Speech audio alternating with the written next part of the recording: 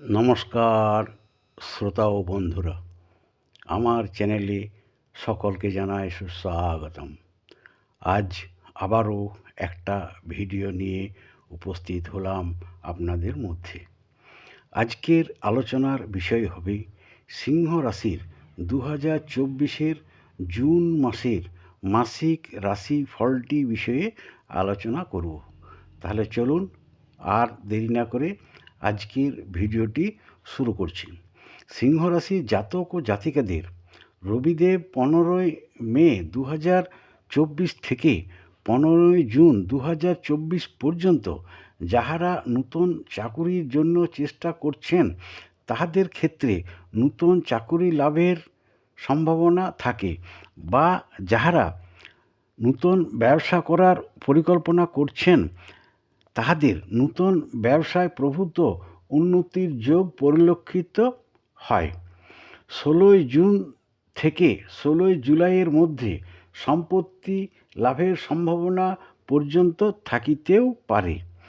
দেবগুরু বৃহস্পতি 1 মে 2024 দুপুর 1টা গতে মেষ রাশি ত্যাগ করে বৃষ রাশিতে অবস্থান করিয়াছেন এবং 15 মে 2024 রবিদেবের সহিত একটা জ্যোতি যোগ সৃষ্টি হইবে। সুতরাং এই জ্যোতি যোগ দীর্ঘ 12 বছর পর সম্মিলিত হইয়া থাকে, তথায় এই যোগটি খুবই গুরুত্বপূর্ণ মানা হইয়া থাকে।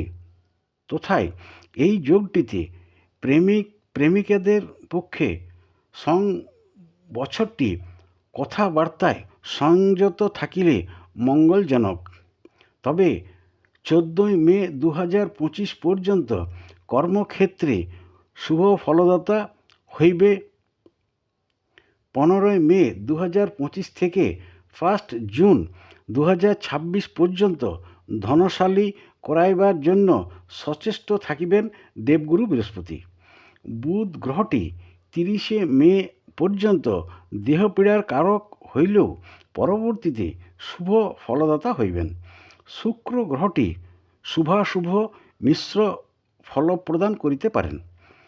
তবে এখানে মঙ্গল, রাহু ও শনি প্রতিকূল তথা বিরুদ্ধ ফল প্রদায়ক হইতে পারেন। যেরূপ মঙ্গল গ্রহটির জন্য 1 জুন পর্যন্ত শরীরে আঘাত লাগিবার সম্ভাবনা থাকে। শুভ কার্যাদিতে বাধা বিঘ্নের সৃষ্টির কারক হইতে পারে। শনিদেব নানা অনিষ্টর কারক হইলেও শনিদেব কুম্ভ রাশিতে উদিত হইয়াছেন।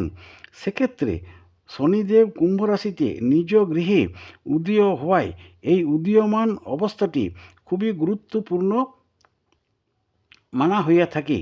সেক্ষেত্রে শনিদেব শুভ ফলেরই কারক হইতে পারেন। রাহু ও কেতু আগামী 18 মে 2025 পর্যন্ত গোচরে অশুভভাবে অবস্থান করাতে প্রতিকূল প্রভাবের মধ্য দিয়ে নিয়ে যাইতে পারেন।